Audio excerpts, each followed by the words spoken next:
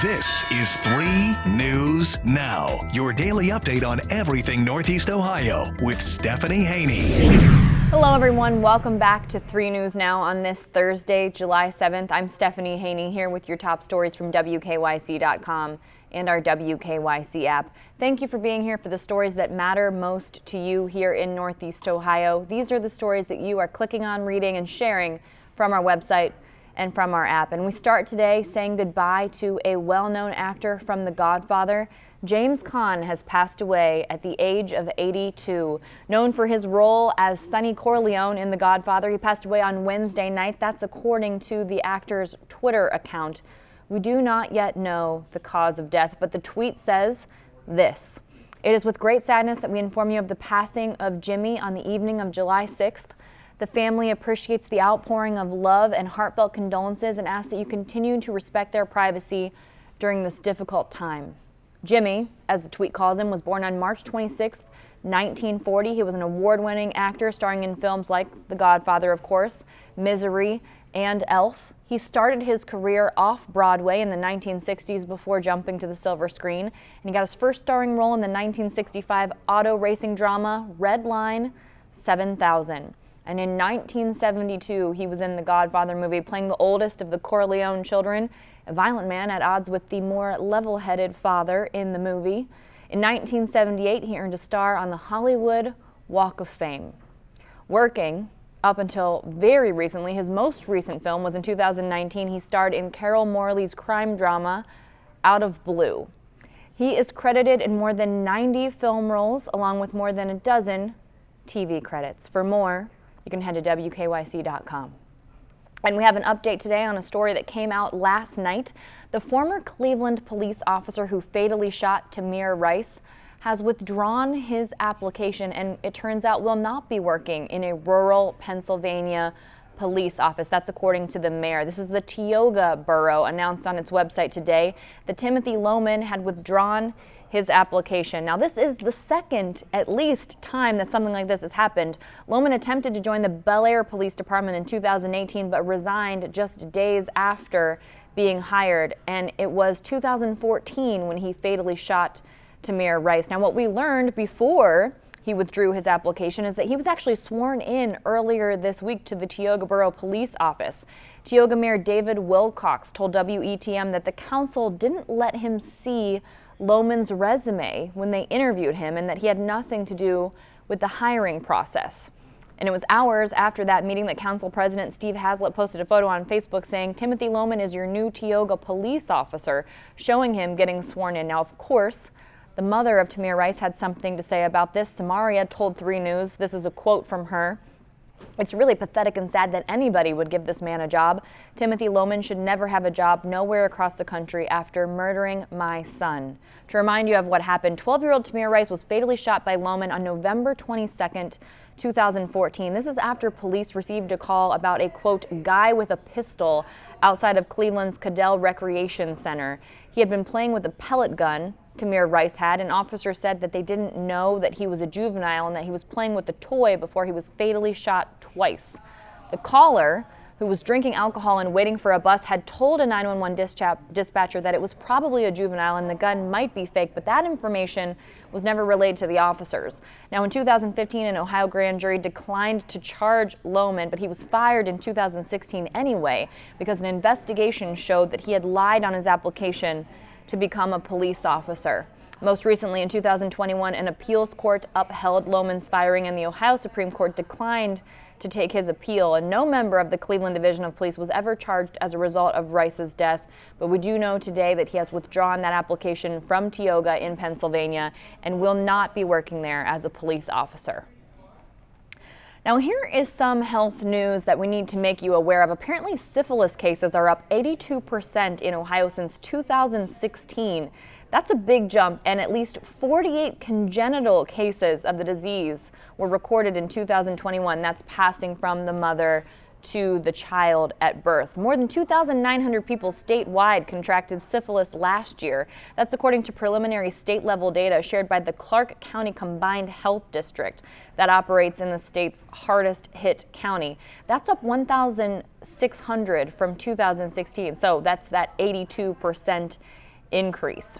The congenital cases spread from mother to child increased by 269% from 2016 to 2021. It was 13 cases in 2016, now up to 48. Now, this can lead to serious and permanent health consequences for infants.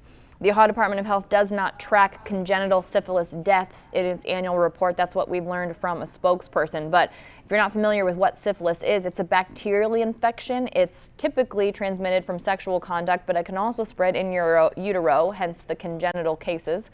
It can be treated with antibiotics, but if it's not treated, it can damage the heart, the brain, and other organs. It is preventable. It does tend to spread among harder to reach populations, which makes providing care for it tricky. That proper treatment can require multiple care visits. Adjusted for population, the disease in 2020 was most prevalent in the counties of Clark, Pickaway, Franklin, Cuyahoga, Hamilton, and Montgomery. And about 80% of Ohio's cases in 2020 occurred among men. So something to make you aware of happening in our communities.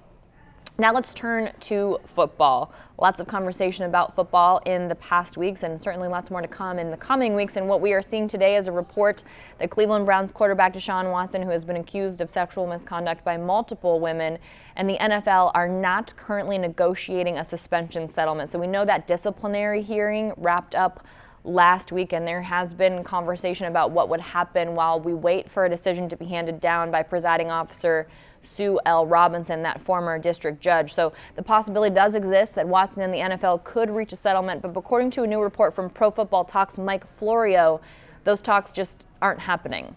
They are not happening right now. Now, the NFL entered the disciplinary hearing last week saying that they wanted an indefinite suspension of no less than 1 year for Deshaun Watson. His team not pleased with that. We're not willing to accept that. The league has recommended that, so it's up to Robinson to issue a ruling now, and if she does find violations of the NFL Code of Conduct policy, she'll determine how long he'll be suspended for. Now, if she does issue a punishment, either side can make an appeal, and that would be heard by either NFL Commissioner Roger Goodell or a designated person of his choosing. Now, if there is no punishment handed down, no appeal can be made. So, of course, we wait for that. And as we wait for that, yesterday we learned that the Cleveland Browns are trading Baker Mayfield to the Carolina Panthers. So here's how that deal shakes out. He's going to the Panthers. The Browns are getting a 2024 conditional 5th-round pick. More on what that means in just a minute. So the Browns will be paying $10.5 million of his roughly $18.8 million guaranteed salary. The Panthers will pay an estimated $5 million, and Baker Mayfield is taking a pay cut. He's giving up about $3.5 million. But we do also know that he is said to be able to make up that $3.5 million in incentives. So a real show-me contract if you're looking at it that way. And that conditional 5th-round pick for the Browns, that could turn into a 4th-round pick. So if Baker Mayfield ends up being the guy in Carolina and he takes 70% of the snaps as quarterback, that'll turn into a 4th-round pick for the Browns, which is, obviously something that they're hoping for, but maybe they're not hoping for it week 1 because the Browns are taking on the Carolina Panthers week 1 in Charlotte on the road. And now the Browns are a 1-point favorite versus the Panthers after that Mayfield trade. Now, before this trade, they were a 3.5-point favorite. That's according to multiple sports books. So the Browns do remain a favorite on the road, but the betting line does seem to reflect the likelihood that quarterback Deshaun Watson will not be playing in that game.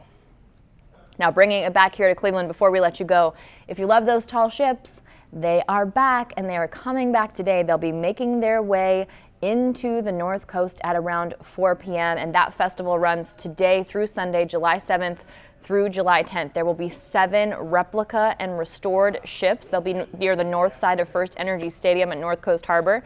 These boats are coming from the U.S., Canada, and Spain. So the boats to look out for are the Appledore 4, the Inland Seas, the Pride of Baltimore II, the U.S. Brig Niagara, Empire Sandy, St. Lawrence II, and NAO Trinidad. So again, that kicks off at the festival grounds today around 4 p.m. We expect to see those boats making their way in. 3 News will be there. And the Festival Village will be open to the public every day this week at 9 a.m. and it'll be a lineup of activities, tours, live music, and everything. So if you're putting it in your GPS, the address is 101 Erie Side Avenue in Cleveland. And I will actually be there live this evening. I'll be there at 5:30, again at 6, and I'll be there at 7 p.m. So tune in to 3 today, whether you're doing that on WKYC Plus on your Fire Stick or your Roku, if you're doing it on WKYC.com, on our WKYC app, on your phone or other mobile device, or on Channel 3 on your television. That's it for 3 News Now today for this Thursday, July 7th. I will see you back here tomorrow with more 3 News Now. Thanks for listening to 3 News Now with Stephanie Haney from WKYC Studios. Subscribe now so you never miss an update, and find more on everything you heard here on WKYC.com and in the WKYC app.